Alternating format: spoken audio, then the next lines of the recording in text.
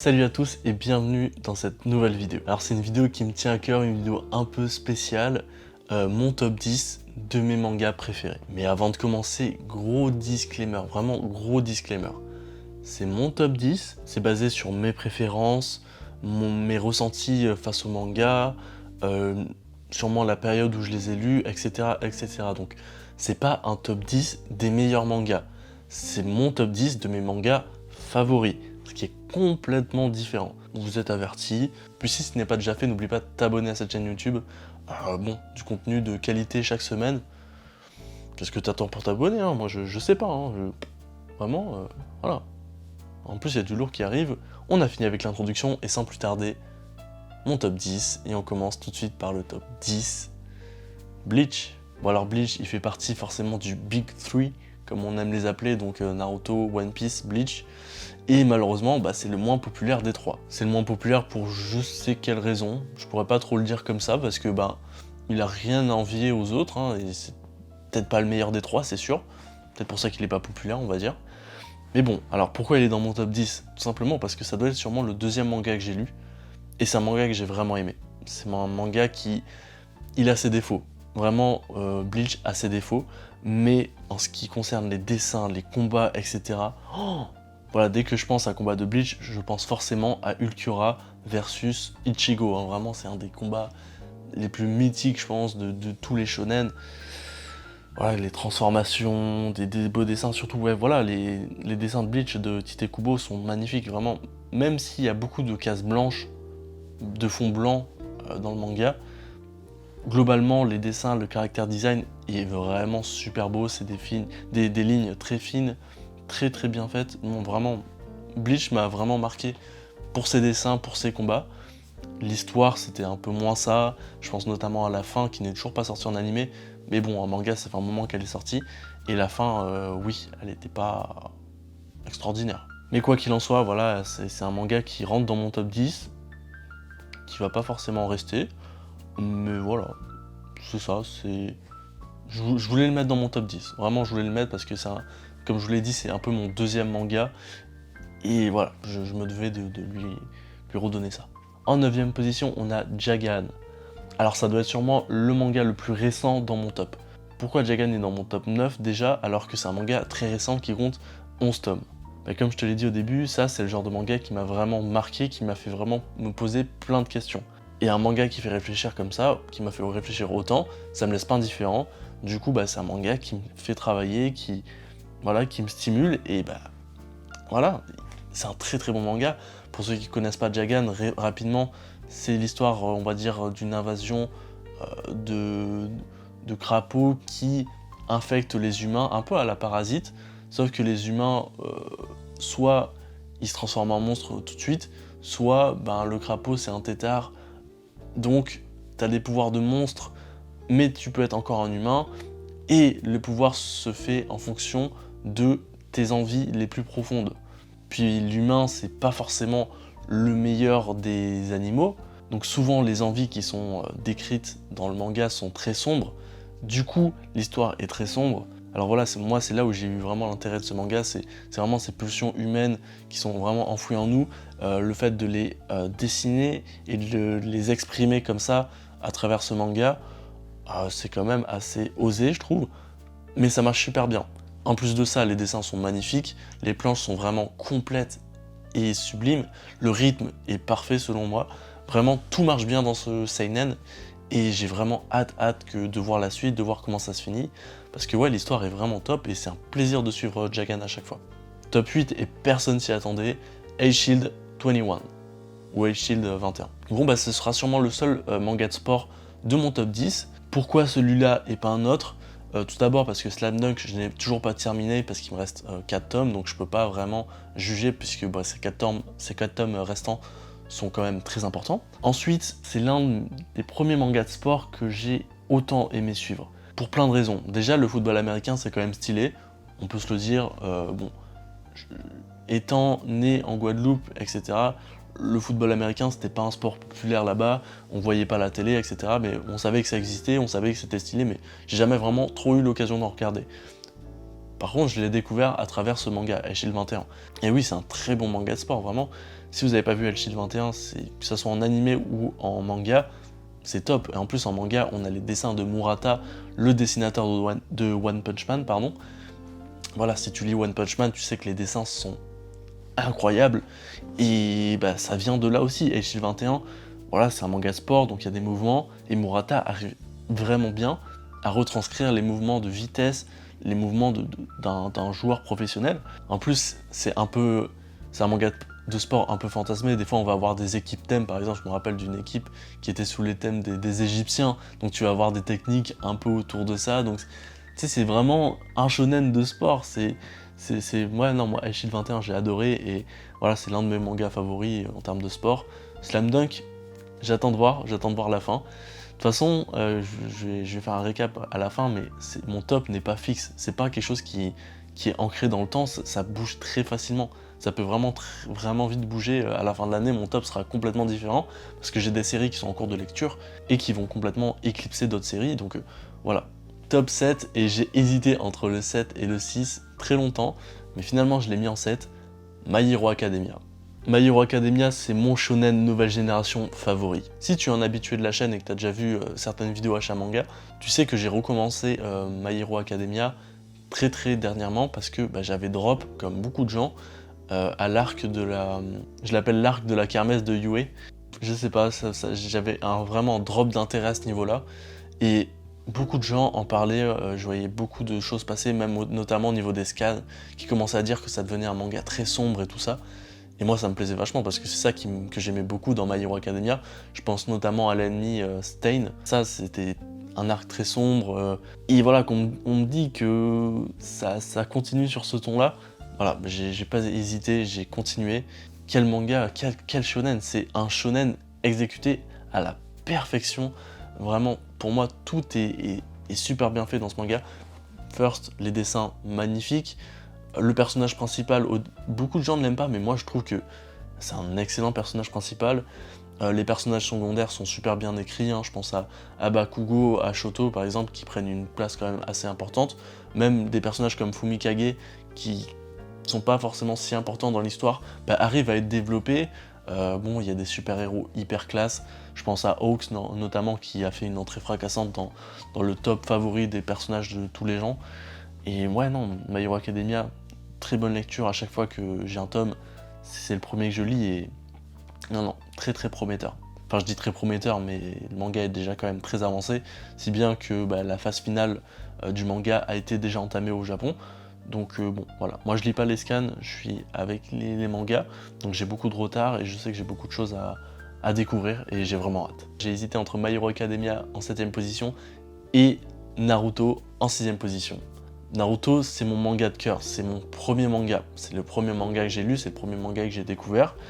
Donc forcément, je suis un peu biaisé à ce niveau-là.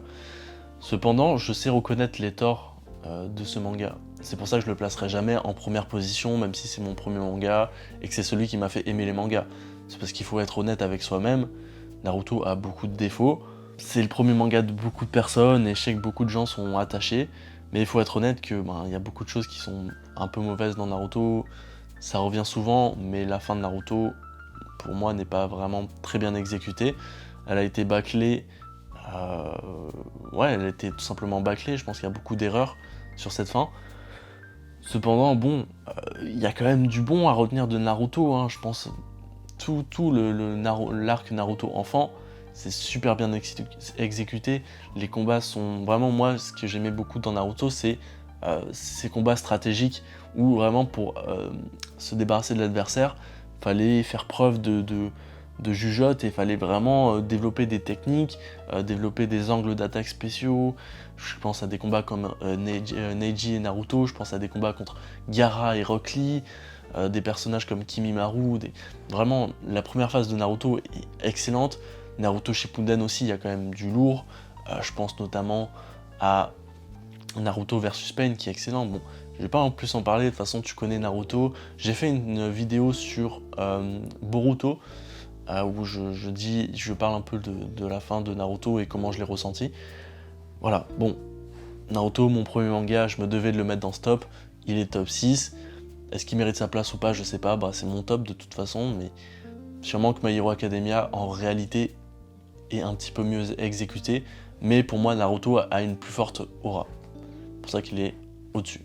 Au top 5, et pour clôturer le Big 3, One Piece. Alors bon, One Piece c'est particulier parce que moi, en réalité, j'ai rattrapé One Piece très récemment. J'ai commencé One Piece, je crois, en 2019.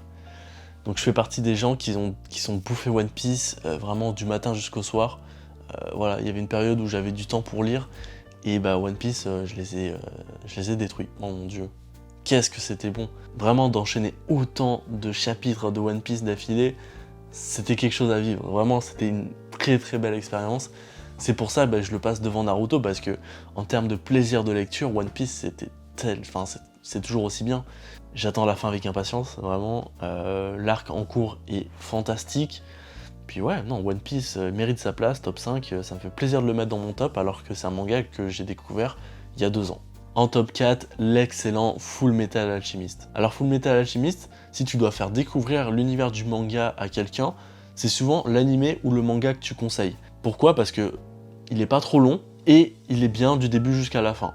Beaucoup de monde reproche les fins des mangas, mais Full Metal Alchemist, beaucoup de gens sont unanimes pour dire, beaucoup de gens s'accordent à dire que la fin est très bien. Et j'en fais partie, vraiment, moi, que ce soit l'animé, le manga, j'ai vu les 2 animés, hein, le premier et le Brotherhood, super bien, les 2 sont super, vraiment excellents. Brotherhood, l'animation est encore meilleure, donc trop bien. Et puis en manga, c'est tout aussi bien. Vraiment, j'ai suivi ça, j'étais un peu trop jeune, je pense, quand je l'ai découvert. Donc le fait de l'avoir relu un peu plus mature, je dirais, ça m'a apporté vraiment une autre vision du manga. Il y a une vision assez, on va dire, philosophique, mais bon, je te dis ça pas en mode... Il y a une vision philosophique dans ce manga. Je te dis ça vraiment en mode... C'est vrai, il y a vraiment un aspect de la vie, la valeur de la vie. Les combats aussi sont merveilleux.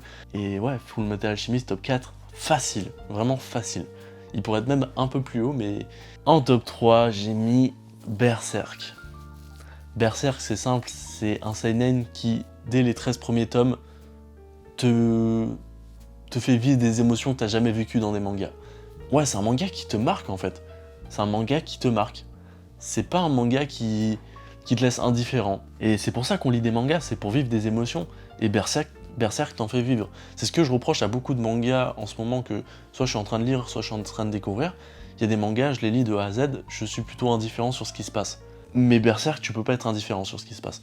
Parce que l'histoire est très sombre. Vraiment, l'histoire de Berserk est très sombre. Les choses qui s'y passent sont très sombres. Et je te parle pas forcément des scènes un peu borderline et tout ça, je te parle vraiment de l'esprit du manga, de l'aura que dégage le manga, vraiment ce monde dark fantaisiste qui est dépeint dans les planches qu'a produite Murata, Ripa Murata, mais l'aura que dégage chaque planche de Berserk est fantastique.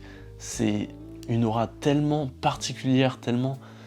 Quand tu lis du Berserk, t'es vraiment plongé dans ce monde-là, et c'est ça, je lis des mangas pour vivre des émotions, et Berserk m'en fait vivre, tout simplement, et c'est pour ça qu'il est en top 3. Alors quid de la fin de Berserk? Est-ce que ça va être repris par son assistant ou pas? Est-ce que ça va être bien repris? Je sais pas, mais je dirais que rien que pour les 13 premiers tomes, c'est un manga qui surpasse tellement d'autres mangas. Mais vraiment, en top 2, et il a été fini récemment, l'Attaque des Titans ou Shingeki no Kyojin. Qu'est-ce que j'ai aimé suivre ce manga? Mais qu'est-ce que j'ai aimé? Je l'ai d'abord découvert en animé, et lors du premier visionnage de la saison 1, je pouvais pas attendre. Je ne pouvais pas attendre. Il fallait que je sache qui était le titan colossal et le cuirassé. Il fallait vraiment que je sache ça. Et voilà, du coup j'ai repris un manga, et depuis j'ai tout lu. J'ai lu la fin aussi de l'Attaque des Titans. Là j'ai toujours pas le tome 33 qui est toujours pas arrivé au Québec, et ni le tome 34. Je me suis pas spoilé les nouvelles pages du dernier chapitre. Je pense que je vais le relire en manga du coup. Comme ça, ce sera au propre, ce sera super bien. Donc j'ai hâte, donc ce sera sûrement cette année que je vais lire ça. Mais voilà, pour parler plus de mon ressenti face au manga, qu'est-ce que c'est bien, Attaque des Titans, mais qu'est-ce que c'est bien, et je suis content parce que c'est un manga qui est bien et qui est reconnu. Beaucoup de gens se sont mis à l'univers de l'animé avec ce manga, parce que tu lis Attaque des Titans, c'est une série excellente. Vraiment, que tu la lises ou que tu la regardes, c'est excellent. Pour plusieurs points. Moi, vraiment, ce qui me marque dans l'Attaque des Titans, c'est qu'on commence, on est comme ça. Vraiment, on a une histoire un petit truc comme ça. Puis en fait, ça s'élargit. Et en fait, t'es tellement dépassé par les événements.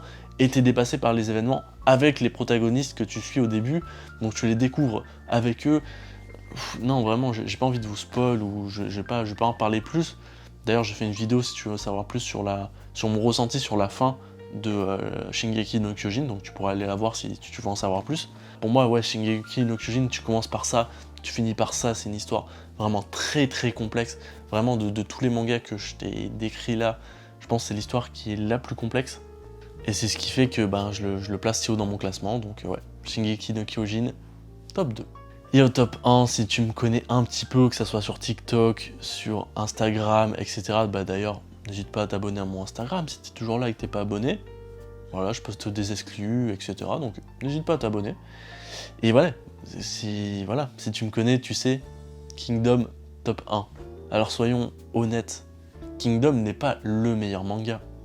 Kingdom a des défauts et Kingdom ne conviendra pas à beaucoup de personnes. Mais pour moi, c'est mon manga favori. C'est celui qui me fait véhiculer le plus d'émotions, c'est celui que j'adore suivre. En plus, la façon dont ça a été édité en France, donc par Meian avec le système d'abonnement, moi j'avais pas le système d'abonnement, mais ma librairie les recevait 4 par 4. Donc vraiment, à chaque fois que j'avais les 4 tomes de Kingdom, mais c'était un plaisir, j'avais un plaisir à les acheter, à les recevoir et à les lire. Et c'était tellement un plaisir que je retrouve pas beaucoup dans d'autres mangas. Et c'est ça, la façon de les découvrir 4 tomes par 4 tomes. Donc l'histoire avançait bien, et à chaque fin de ces 4 tomes, j'avais un temps d'attente assez conséquent, qui me faisait tenir en haleine, Ouais, j'étais vraiment excité après à recevoir les autres 4 tomes. Et maintenant, on a rattrapé plus ou moins les éditions japonaises. Donc maintenant on les découvre tome par tome, et bon, ça va être différent, ça va être très frustrant. Vraiment, je me retiens de pas lire les scans pour ce manga parce que c'est un manga que j'apprécie beaucoup, et je me retiens vraiment de lire les scans et de découvrir les tomes. Et ouais, pourquoi Kingdom c'est mon manga favori? Tout simplement parce que j'aime beaucoup les films de guerre, que ce soit par exemple, Seigneur des Anneaux n'est pas un film de guerre, mais on s'entend que les batailles dans Seigneur des Anneaux sont épiques. Voilà, toutes les batailles, par exemple le film 300, les batailles le film 3 aussi, où les batailles entre les armées, c'est vraiment un point important de ces films-là. Le truc avec Kingdom, c'est que c'est tout le temps ça. Si t'as une grosse bataille qui finit, t'as un arc plus ou moins politique, un peu de transition, et bim, t'as une énorme bataille. Et les arcs de transition politique, etc. sont super intéressants à suivre aussi, et je trouve que ça fait un juste équilibre entre grosses batailles qui prennent souvent 4 à 5 tomes, des fois ça peut être plus, je pense à la dernière bataille qui a quand même duré vraiment longtemps, là on s'entend pour ceux qui suivent Kingdom. Et c'est ça, et c'est cet entrecroisement de grosses batailles, de politique qui est excellent. Puis les dessins sont fantastiques, et même suivre l'évolution de Shin et de son unité, c'est un plaisir, on sait qu'il ira loin, et on a envie de suivre comment il va se développer. D'ailleurs, en parlant de développement, les personnages secondaires de Kingdom sont extrêmement bien développés pour un manga de guerre. Je trouve que c'est super bien développé, et je pense même à des ennemis par exemple, je pense à Rikobu, qui a un ennemi, qui est un personnage secondaire, mais qui est tellement développé que c'est un personnage tellement important dans le manga. Il y a d'autres ennemis qui sont super bien développés, il y a des alliés, je pense à Uki qui est un personnage aussi très bien développé. Donc c'est un peu une anomalie ce manga parce qu'il comporte énormément de personnages, et ils sont tous plus ou moins développés, ils ont tous plus ou moins leur technique, leur façon de combattre qui on va dire les différencie des autres. Et ouais, c'est super bien fait, c'est super bien exécuté. Donc si tu n'as toujours pas lu Kingdom, je t'invite fortement à commencer ce manga parce que c'est une pépite, vraiment c'est une pépite. Si tu aimes tout ce qui est Berserk et que t'as pas lu Kingdom, je te le conseille vraiment. C'est mon manga favori, donc forcément que je te le conseille. Alors voilà, c'est ainsi que se termine ce top. Désolé, la vidéo risque d'être un peu longue, mais bon, ça me faisait plaisir de me parler de mes mangas favoris. Comme je te l'ai dit un peu dans la vidéo, ce top là n'est vraiment pas fixe. Il y a beaucoup de mangas que je suis en train de lire. Je pense à des mangas de Naoki Urasawa, je pense à des Jujutsu Kaisen, etc. Il y a beaucoup de mangas que je suis en train de découvrir, mais que je peux pas placer dans mon top parce que c'est beaucoup trop récent. Je pense à 20th Century Boy, je suis qu'au tome 4 de la version de luxe, mais il se peut que c'est un manga qui rentre dans mon top par exemple, mais je peux pas le rentrer actuellement parce que j'ai lu trop peu de mangas. Je pense notamment à Jujutsu Kaisen aussi, comme je t'ai dit, c'est un très très bon manga nouvelle génération, mais c'est encore trop récent pour moi pour le mettre dans mon top. Donc sûrement que je referai un top 10, je pense ce serait cool d'en faire un peut-être par an. Vraiment un top 10, par exemple l'année prochaine en juin, en 2022, peut-être que je referai ce top 10, il sera peut-être complètement différent, je changerai peut-être la forme, etc. pour que ça soit un peu plus dynamique, parce que là ça a pris vraiment du temps. Mais voilà, j'espère que tu as apprécié mon top 10, ça m'intéresserait fortement que tu mettes ton top 10 en commentaire, comme ça je verrai un peu les goûts de la communauté, j'aime bien juger vos goûts, vous savez, donc voilà, n'hésite pas à mettre ton top 10 en commentaire, si ce n'est pas déjà fait, n'oublie pas à t'abonner à mon Instagram et à mon YouTube. Voilà, là, si t'es abonné aux deux, tu connaîtras toutes mes actualités et tu t'aideras la chaîne à se développer, donc ça me fait super plaisir. Puis voilà, moi je te souhaite une bonne journée, une bonne soirée, puis ciao, tout simplement.